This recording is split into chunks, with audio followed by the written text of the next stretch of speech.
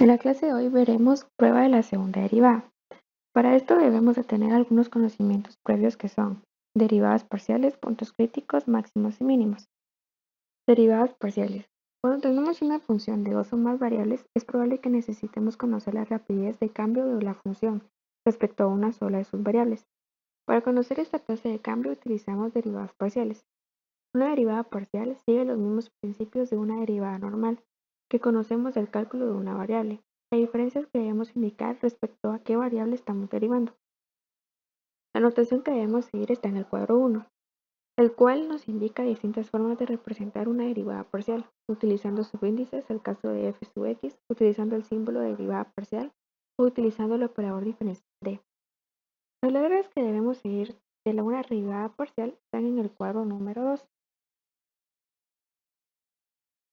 Si tenemos una función z igual a f de x, y, para determinar la derivada parcial de f respecto a x, se considera a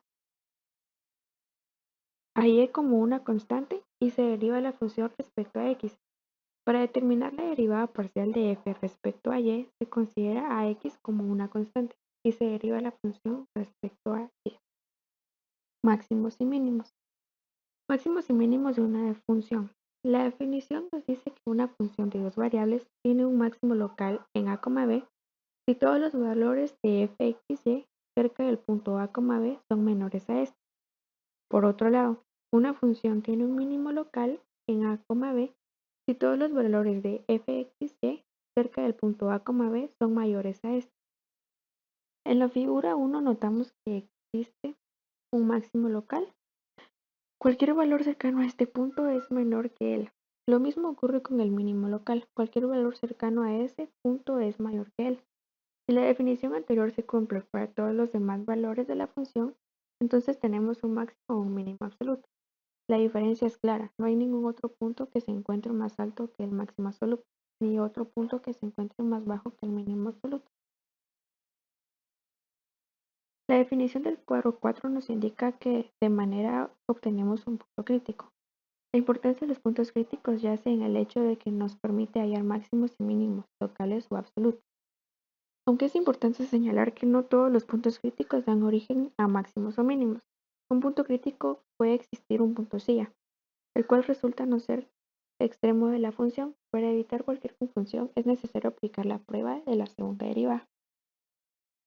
Prueba de la segunda derivada. Es análoga a la prueba de la segunda derivada para funciones de una variable e indica lo siguiente. Deben cumplirse dos condiciones. La primera, que las segundas derivadas parciales de f sean continuas. Y la segunda, que la primera derivada parcial respecto a x y respecto a y sean iguales a 0 en el punto a, b. La segunda condición básicamente es que el punto a, b sea un punto crítico de la función. Si estas condiciones se cumplen, es posible realizar el cálculo de valor discriminante utilizando para ello la segunda derivada parciales de una función. Una vez hemos hecho este cálculo, debemos determinar si el discriminante es mayor que 0. De ser así, podemos determinar si el punto crítico es un máximo o un mínimo. Si el discriminante es menor que 0, la prueba de la segunda derivada no nos brinda ninguna información, como se menciona en la nota 2. Ahora vamos a ver un ejemplo donde se muestra la aplicación. Ya que tenemos nuestra función f(x,y) es igual a x al cubo y más 2x cuadrado menos 8y, vamos a encontrar los valores máximos y mínimos locales o el punto silla de esta función. Lo primero que debemos hacer es derivar parcialmente respecto de x igualar a 0 y así obtenemos x en función de y. Al derivar parcialmente de y e igualar a 0 obtenemos que y es igual a menos 4.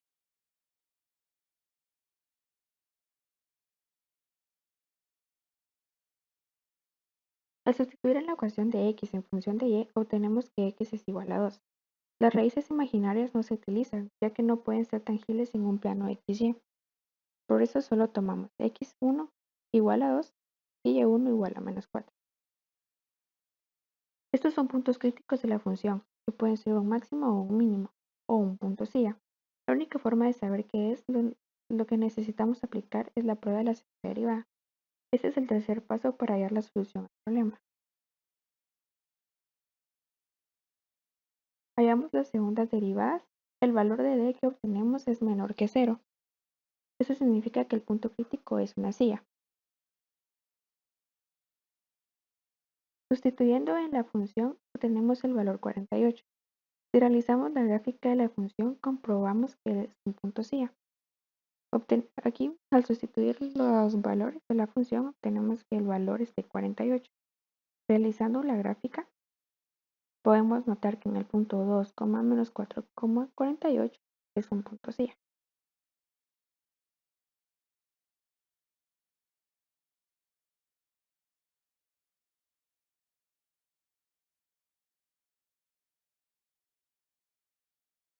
Vamos a realizar un segundo ejemplo, donde vamos a determinar los valores máximos y mínimos locales y el punto o puntos sillas de la función. Nuestra función es 2 menos x a la 4 más 2x al cuadrado menos y al cuadrado. Vamos a cumplir con los mismos pasos que el ejemplo 1. Tenemos en nuestra función que debemos derivar parcialmente de x y y para así obtener los puntos críticos de la función. Encontramos la primera derivada respecto de x y de y. Al derivar parcialmente de respecto de x e igualar a 0, obtenemos x en función de y. Al derivar parcialmente de y e igualar a 0, obtenemos que y toma valor de 0. Como pueden ver, al sustituir en la ecuación de x en función de y, obtenemos que x es igual a 0, x es igual a 1 y x es igual a menos 1. Esto nos indica que los posibles puntos críticos de la función se encuentran en el plano y igual a 0. Los puntos que tenemos es 0,0, 1,0 y menos 1,0. Aplicamos la prueba de la segunda derivada para el punto 0,0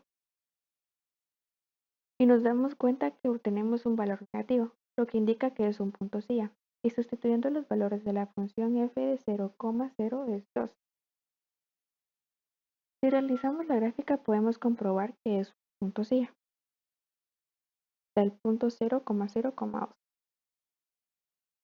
Vamos a aplicar la prueba de la segunda derivada para el siguiente punto, para el punto 1,0. Y nos damos cuenta que el valor que obtenemos es un valor negativo, lo que indica que es un punto silla. Sustituyendo los valores de la función f de 1,0 es 3. Lo graficamos para poder comprobar lo que es un punto silla. Aquí tenemos el punto 0,0,3 y aquí tenemos el punto 1,0,3. Vamos a aplicar la prueba de la segunda derivada en el punto menos 1,0 y nos damos cuenta que obtenemos un valor negativo, lo que indica que es un punto silla. Y sustituyendo los valores de la función de f menos 1,0 es 3. Lo vamos a graficar también para comprobar que esto sea así. Podemos notar que están los tres puntos silla que hemos encontrado, el punto 1,0,3, el punto menos 1,0,3 y el punto 0,0,2. Con esto concluimos que los tres puntos son opuestos. Eso es todo. Gracias por su atención.